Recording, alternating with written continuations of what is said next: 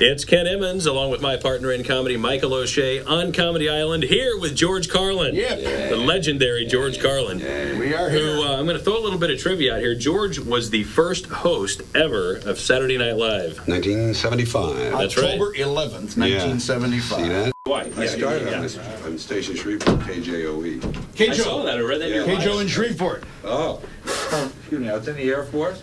I knew I wanted to be a jock when I got out. And become, from there, a stand-up comic, and maybe from there, try to be an actor like Danny Kaye or Bob Hope. And so, instead of, I was going to do 4 years in the Air Force, get out when I was 21, go home, do the GI Bill, learn about radio, and go find a job in Broadcasting Magazine.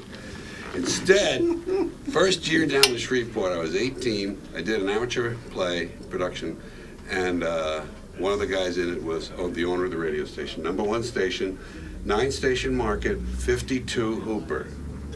Okay, 52 share. Yeah. Hooper was a thing then. So, and it was a big radio market, Shreveport, because they had a big country station there, and all the networks, and KWKH was 50,000 watt, and a great black station. So we were hot, and there I was at 18 doing it. I got out of the service, and I said, well, fuck you people. I was already started, you know. Then there was K-Box in Dallas, which was very innovative. Terrific station. Yeah, they used to play sound effects in the news. In the news, in the middle of the news. Really? And they would play them off of disc. Yeah. This was before cart machines, and they would have to cue up their discs and play the beep, beep, beep, beep. And sound effects like the screeching, if it was an accident story, as I remember, you would hear the screeching and shit. But rock and roll was just getting started. Top 40 was just getting started. I was on about the third radio station that played Top 40. They had it in Dallas. Gordon McClendon had one. Right. And there was one in Oklahoma City. Todd Storrs had one. Yeah. And KJO was right in there. Shreveport, Louisiana, 1480. And, we had a good form. It was a little looser than the way Top 40 developed eventually. Yeah. It was a slower pace, and you could get a little personality. Yeah. Was that how you started with comedy? Was on the radio? Well, no, as a kid, I was funny. I was a mimic, and I knew I wanted to be a comedian. And radio seemed like a safe first step because, the audience isn't right there to show their disapproval. They have to call or write. So I figured that was a safe zone to have for myself. Oh, yeah. So overall today, how are you seeing the world? Well, I quit it. I resigned. I resigned from the human race. Really, this is true. I'm making it oversimple, but about 20, 25 years ago, it's probably a growing thing, I decided that I really didn't give a shit about any of this stuff, the human species or the American experiment. Yeah. And I decided that I would kind of detach myself from it emotionally. And what I found out about that is that it gave me this wonderful detachment for an artist, this remove from which I can say anything I want, and I don't have to be, carrying a crusade for something. Like some of these political comics sound like they think everything could be better. Oh, everything's going to get right if we just do this, and it's implied in their work. I don't believe that. I think it's going to get worse and worse. I love seeing it's circling the drain now, and I love seeing the circles get faster and smaller. I consider it my entertainment. When you're born into this world, you get a ticket to the freak show, and I got a front row seat. And you pointed out to all of us, which is what I love. And some people try to fix the freak. Let's do something. No, not me. Look at that. Look how badly we're doing it. I think we're in mediocre shape at best. That's right. How do you see the country overall? Well, same thing, smaller version, but we drive the world culture, so we're kind of pushing this speeded up disintegration of civilization.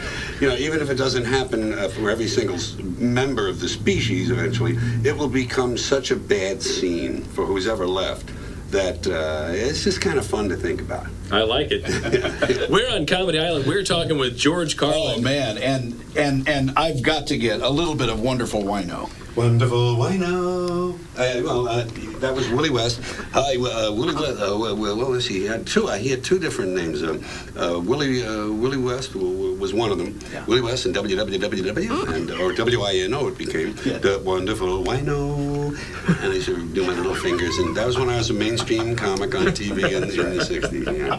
That was a great bit. I was getting interested in radio in those days, and I just figured I'm going to end up at WINO. I just know I am. Yeah, I was doing a Ned Sullivan show, and I was in the elevator going down or up to the dressing room, and Dean Martin's daughter was in there, and she said to me, I'm not just beginning, you know. She said to me, "Oh, my dad walks around the house wonderful way now." I thought that was great. That was a badge of honor. Okay. Yeah.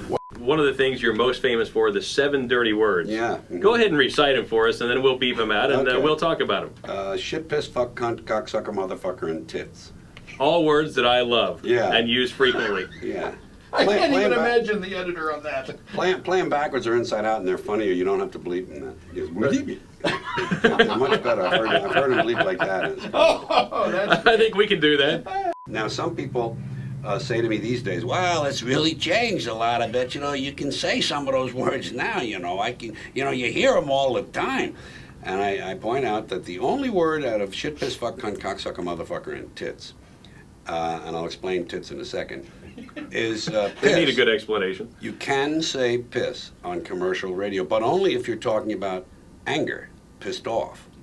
You can't say it about urinating. In other words, one guy can say, "Why are you pissed off at me?"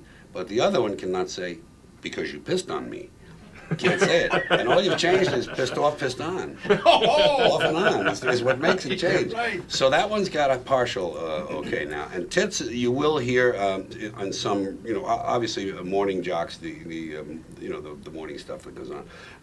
You'll hear tits thrown in here and there now, because you hear balls and hard on and all that, but they weren't on my list.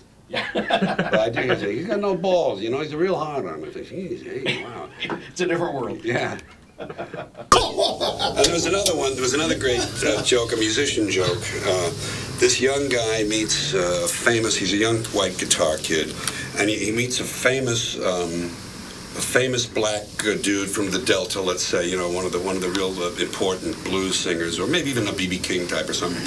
And he says, I love what you do. I love what you do. I play the guitar too. And you gotta tell me what I need to know. There must be something that if I know it, I can just jack this thing up some more, and I can really get good and everything. So the guy says, "Well, there's the 3 things you gotta think about. Things you gotta remember."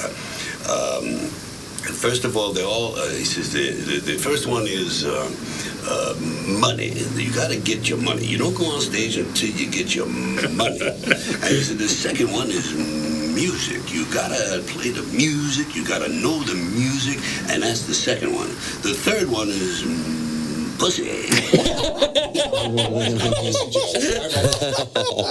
And,